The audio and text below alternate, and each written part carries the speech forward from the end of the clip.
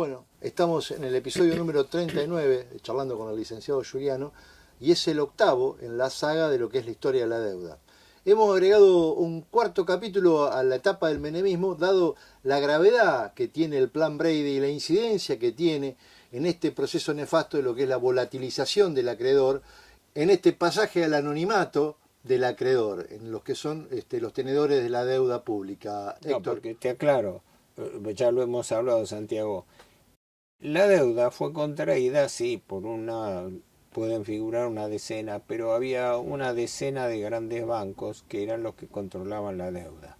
Con el Citibank y el JP Morgan a la cabeza, pero con una serie de bancos como el Hanover Trust, el Bank of America. Hay una lista de bancos y uno británico muy importante y poco mencionado, el Barclays, ¿no? Lo nombramos en un episodio, Sí, sí. pero detrás de esa docena de bancos hay no menos de un centenar de empresas privadas. A través de los bancos, puede haber cualquiera, en efecto, porque los bancos canalizaban y canalizan dinero de terceros, pero no declaran quiénes son porque están amparados por el secreto bancario. Pero por lo menos podía identificarse bancos. Ni siquiera los bancos han sido identificados. Mira, hay un dato que parece increíble. Cuando se empezó a relevar la deuda en la causa Olmos y los jueces empezaron a investigar desde el primer juez hasta el último, resulta que se encontraron con que no había documentación sobre la deuda pública. La deuda heredada del proceso, 44.000 millones, no estaba documentada. Y entonces de ahí surge el famoso testimonio que dio alguien que estaba en la secretaría, la gerencia sería de colocación de deuda o gerencia de administración de reservas. No sé cómo se llamaba entonces ni quién era este hombre, no sé si está identificado por su nombre, pero era una especie de cajero especial que llevaba, ni cajero, una persona encargada de llevar el registro de la deuda pública. Un contable del Estado. Un contable del Banco Central. Sí. Cuando se le pidió declaración, eso trascendió mucho en su momento, este hombre fue preguntado una y otra vez dónde estaban los registros de la deuda y no lo podía decir porque no lo tenía. Entonces se le indagó, y se le indagó así casi coloquialmente, la palabra exacta no las conozco, se le indagó preguntando, pero entonces, ¿cómo es cuando entraban los préstamos? Los préstamos todos entran por el Banco Central. El Banco Central hace el ingreso de dinero y después lo deriva al gobierno. Sí, de acuerdo, eso hacía, porque no quedaba en el Banco Central, iban al gobierno. Por ejemplo, se contrajeron más de 700 operaciones ficticias de crédito a través de YPF. Pero era para conseguir plata con YPF como testaferro. Pero la plata que entraba por YPF no iba a YPF, iba al Tesoro para pagar deuda pública, ¿no? Por eso la causa Olmos tiene unas 700 y pico operaciones de la deuda de YPF. Cuando se quiso averiguar por qué era esa deuda de YPF, en el año 97, 98, no me acuerdo la fecha, tenía YPF que entregar los comprobantes para identificar qué préstamos había recibido. Y nunca llegó nada. No, pará. Días antes o la noche antes del relevamiento hubo un misterioso incendio en la planta de computación de YPF ahí en Diagonal Norte. Ah, bueno. Y el directorio declaró, no pudo decir directamente que se había destruido porque no lo podían decir al día siguiente, pero dijo que aparte de documentación que se haya destruido, el desorden provocado por el incendio hacía imposible poder identificar esas operaciones de YPF, que eran todas operaciones que llamaríamos truchas. Fantasma. Eran operaciones de testaferro. YPF era testaferro porque figuraba que de un banco, pongamos del Banco City, obtenía $1.000 millones de deuda para YPF. Entonces, perfecto, en los papeles figuraba el Banco City le prestó a la empresa petrolera solvente YPF 1.000 millones. Pero ese dinero ni siquiera llegaba a YPF. Cuando se recibía por el Banco Central giraba los dólares al Tesoro. YPF tomaba registro contable y quedaba con la deuda, pero era una deuda ficticia que no le había servido. Yo creo que una vez, ahora no recuerdo las cifras exactas, pero yo creo que se computaba que de 7.000 millones que hubiese recibido, eran 2.000 o 3.000 realmente de YPF y el resto no eran de YPF, sino eran para el Tesoro. Bueno, mientras tanto, permítame, Bernardo Neustadt en Tiempo Nuevo convenciéndonos a los argentinos de que YPF daba pérdida y de que había que desprenderse de YPF. Fue una de las empresas privatizadas en el año 94 y con el apoyo de los Kirchner, cuyo voto con el de las otras provincias patagónicas fue clave, porque ellos se beneficiaban teniendo parte de las acciones de YPF que le dio el gobierno con la privatización. De ahí surgieron los famosos fondos de Santa Cruz que los Kirchner giraron al exterior y que no aparecieron nunca más. Pero bueno, eso es otra historia. Pero, ¿cómo termina el tema del Plan Brady? Con tanto alaraca que se hizo del éxito del Plan Brady, de la regularización, de la vuelta de la Argentina a los mercados de capitales, etcétera, etcétera, todo el discurso florigeado de la solución de todo eso y todo, ¿qué ocurrió? La deuda, como hemos visto la otra vez, empezó a subir a un ritmo de 10.000 millones por año. Entonces, ¿qué ocurre? Nos reestructuramos la deuda y con atraso cambiario, con recesión económica, con desempleo, pobreza, etcétera, mientras la situación empezaba a empeorar, donde el DM2 ya bajaba, ya no era el DM2 del peso más fuerte ligado a la convertibilidad, donde ya la convertibilidad era puesta en duda, donde le viene el mazazo que entre el año 94 y 95 se produce la crisis del tequila, la crisis mexicana, donde en México había pasado algo parecido, fracasó, arrastró bancos, llevó a una crisis y era el anticipo de lo que después iba a pasar en Brasil y después pasó en la Argentina, ¿no? Es matemático porque es cíclico, el sistema financiero vive así porque es un sistema basado en la estafa. La deuda está basada en la estafa, entonces tarde o temprano termina explotando y volviendo el ciclo del eterno retorno. Pero ese entonces en el mundo se lo mostraba a Argentina como el alumno modelo. Vos me hiciste recordar, en el año 98 en Washington se hizo la asamblea anual conjunta que se hace todos los años del Fondo Monetario y el Banco Mundial. Presidía entonces el Fondo Monetario Camdessus, que había reemplazado a Jacques de la Rosière, no también francés. Y fue invitado Menem, que Menem estaba allí, creo que no fue solamente por la reunión del fondo, sino que fue por una reunión con el gobierno norteamericano, ¿no? Pero como estaba presente fue invitado a la sesión de la asamblea del fondo. Y fue invitado a hablar. Y las palabras de Camdessus quedaron para la historia. Lo presentó ante la asamblea como el presidente más exitoso que había logrado cumplir las metas previstas, derrotar la inflación, bajar la deuda, etcétera, etcétera, etcétera. Presenta usted el alumno modelo del Fondo Monetario Internacional. Utilizó la expresión alumno modelo.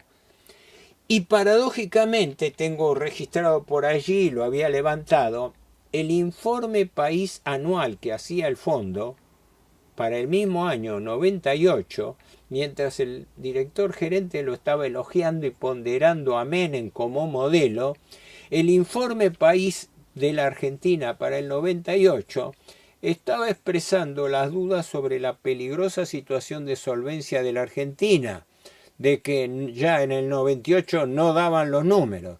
Pero esto había empezado antes, esto había empezado a perfilarse en el 94-95. Entonces ahí es donde se le empiezan a prender las luces rojas a caballo. Cosa que nadie dice, pero yo en lo personal, en base a las cosas que uno ha ido leyendo, colige. ¿Por qué? Porque cuando las cosas van mal, el autor trata de despegarse del tema. Una retirada prolija a tiempo. Retirada estratégica. Ahora, ¿qué pasa? Cavallo Porque él se va en el 96. Es claro, él renuncia en el 96, pero renuncia por el episodio Jabram, el escándalo Jabram, que Jabram, aparte del grupo empresario, se consideraba que podía ser un testaferro de Menem, un tema harto complejo. Después dicen que muere en circunstancias muy especiales, probablemente no murió, fue salvado y fue cambiado de documentación, de personalidad y quizás hasta facialmente. Fue un montaje. La cuestión es que el enfrentamiento, algo así como que Menem se apropió de la victoria entre comillas, del plan Brady, ¿no? Como todos daban por exitoso el plan Brady, el padre de la criatura. Claro, quiso él quedar como el padre de la criatura y no dejarle el mérito a Cavallo, el mérito. Todo esto entre comillas, porque interinamente esto se estaba derrumbando como un castillo de naipes. Había una estabilidad inflacionaria muy similar a la de ahora, digamos, pero los índices bajaban de productividad, había una estabilidad de cementerio. Y bueno, primero y principal, empezó a haber un proceso recesivo, el crecimiento bajó, la pobreza subió, la situación de la gente empezó a empeorar. En el año 95 Menem fue reelecto, y este es un aspecto político muy importante. ¿Por qué? Porque Menem, con la traición del plan Brady, compraba su reelección. Es lo mismo que está pasando ahora y lo mismo que pasó siempre. Los gobiernos que quieren pervivir hacen cualquier concesión. Por ejemplo, este último acuerdo leonino con el Fondo Monetario Internacional que acaba de hacer Milei vuelve a la réplica esta. Lo ha declarado ingenuamente la propia directora del Fondo Monetario, Kristalina Georgieva, cuando relacionó que este salvataje que le dan a Milei ahora, los 44.000 millones del paquete del fondo y de los organismos financieros internacionales que le dan para salvar al gobierno Milei de su fracaso, como lo salvaron a Macri del suyo, con ayuda internacional. Porque si las cosas están bien, ¿por qué el gobierno argentino está pidiendo un salvataje de 44.000 millones de dólares? 20.000 del fondo, 12.000 del Banco Mundial, 10.000 del Banco Interamericano de Desarrollo, 2.000 de un préstamo repo, y se estaría negociando otro de 4.000 más, sería de 44 a 48.000 millones de dólares, la masa de maniobra de salvataje que le viene a Milei. Señores, si el supuesto plan de Milei va tan bien, si lo están elogiando todo el mundo, si el país está batiendo récord de éxitos en el mundo, ¿por qué necesita un salvataje de 44.000 millones? No. Pero para que no se nos acabe el tiempo, ¿qué ocurre?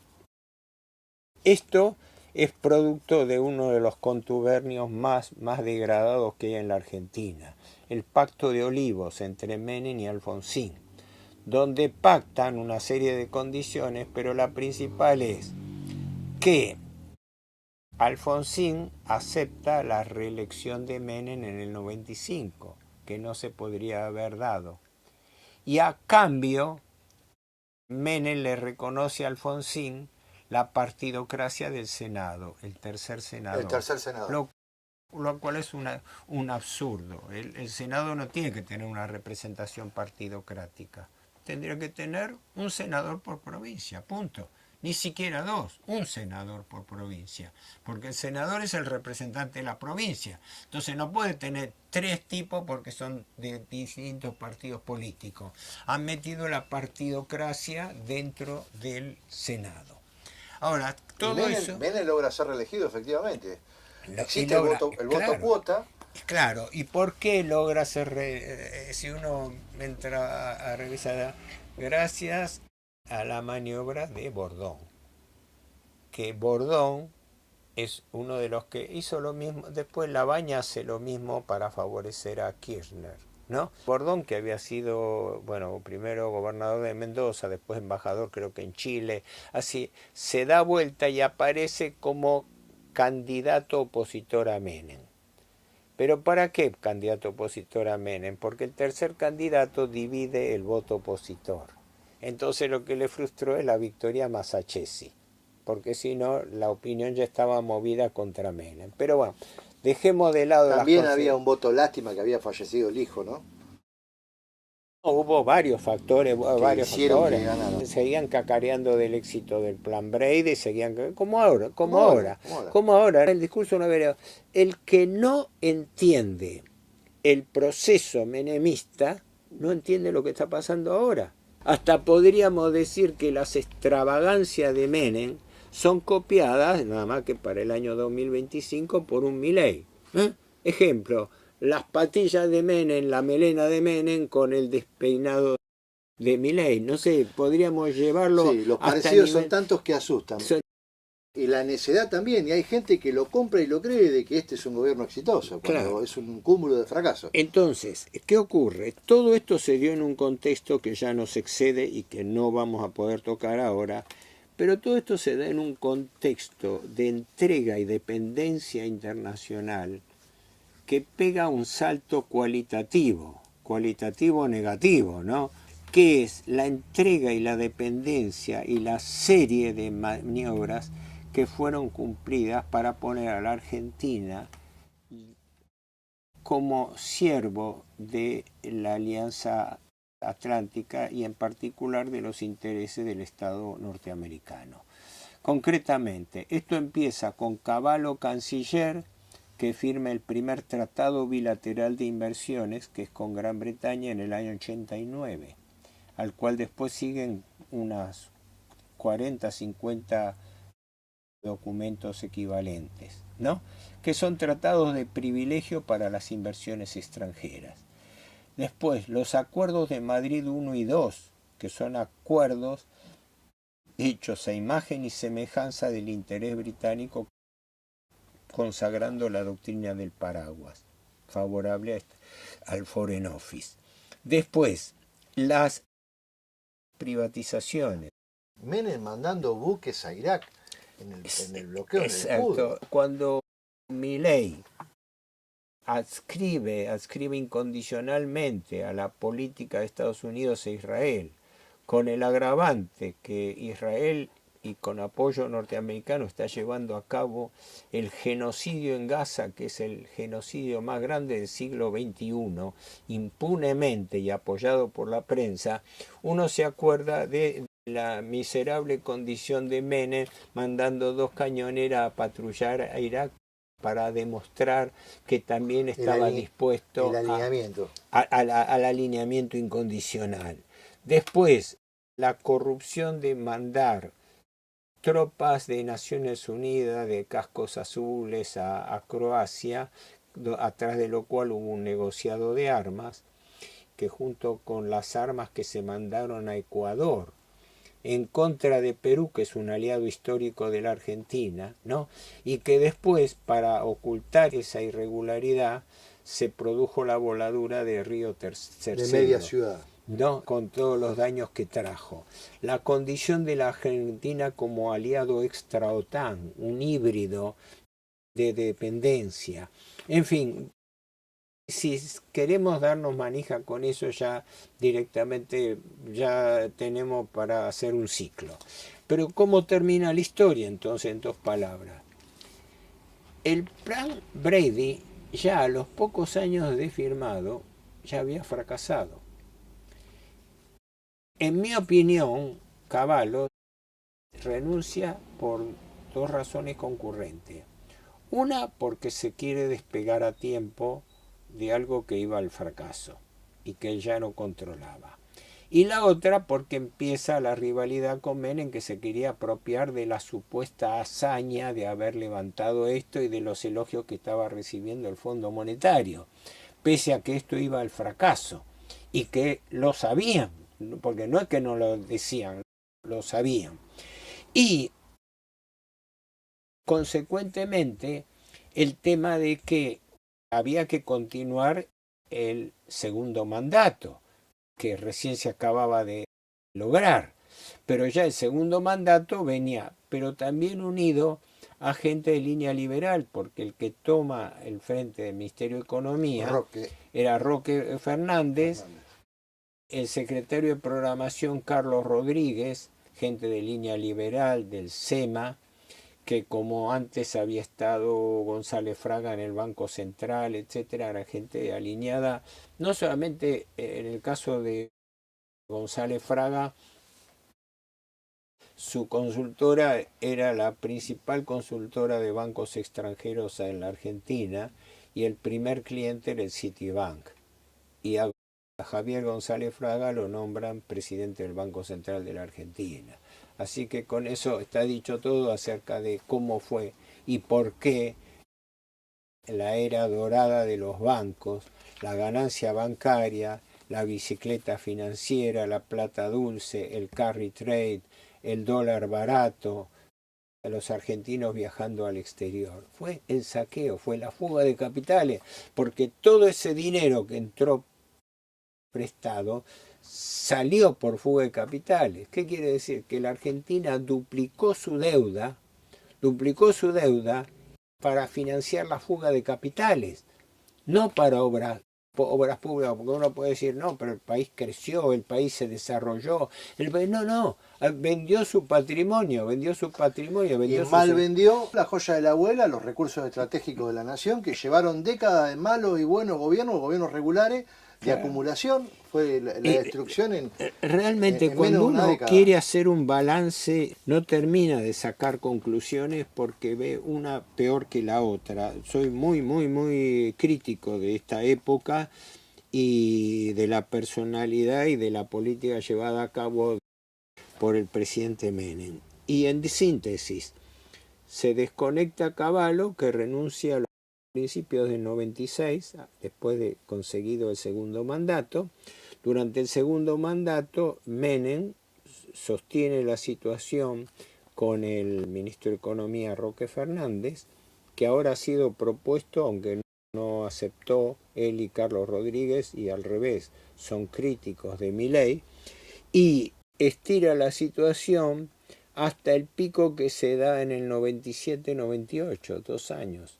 ¿Por qué? Porque después de 2 años los informes del Fondo Monetario ya le estaban cantando el tema de las metas pactadas por el apoyo del fondo y por el plan Brady no cerraban. Y al no cerrar quiere decir que esto pasaba al fracaso. Por eso, esa es la conclusión, dicha en pocas palabras. Esta es la conclusión. La Argentina no se endeudó para obras públicas, se endeudó para sostener la convertibilidad. No es cierto que se endeudase y se endeuda la Argentina como primer objetivo, como objetivo secundario hay otros, pero como primer objetivo por culpa del déficit fiscal. No, se endeudó por culpa de sostener el dólar atrasado. ¿Y por qué sostiene el dólar atrasado? Para darle mayor ganancia a los bancos por carry trade, porque de esa manera baja el valor del dólar, tiene un dólar bajo, con tasas de interés altas, le dan la ecuación de rentabilidad más grande. ¿Y qué pasa con ese dinero? Ese dinero se fuga del país. Y por ende la deuda ha sido utilizada y sigue siendo utilizada como forma de saqueo financiero de la República Argentina. Y este fue el balance flagrante, característico, demostrado, probado del mecanismo de endeudamiento perpetuo de la Argentina.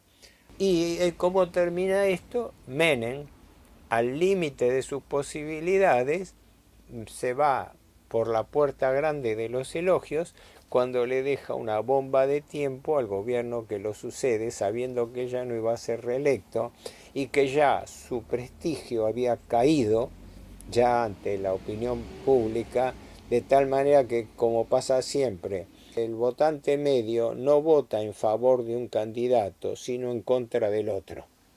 Entonces no es que de la Rúa fue votado por sus virtudes propias, fue votada contra Menem, como Milei fue votado contra el kirchnerismo.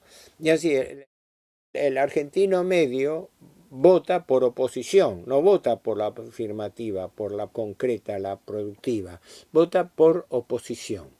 Y de esa manera se produce, y es la conclusión de esto, de todo esto, que Menem al final fracasó en el plan Brady, entregó los principales recursos de la nación y le pasó la bomba de tiempo que le iba a estallar después a De la Rúa. Una verdadera bomba de relojería. En la próxima vamos a avanzar con De la Rúa y el estallido de esta convertibilidad insostenible del 1 a 1. Que bueno, creo que también nos va a hacer falta más de un capítulo. 2 seguro, 2 seguros. Héctor, nos estamos viendo en la próxima. Bueno, gracias Santiago, estamos siempre en línea, al pie del cañón. Gracias. Gracias. Chao. Chao.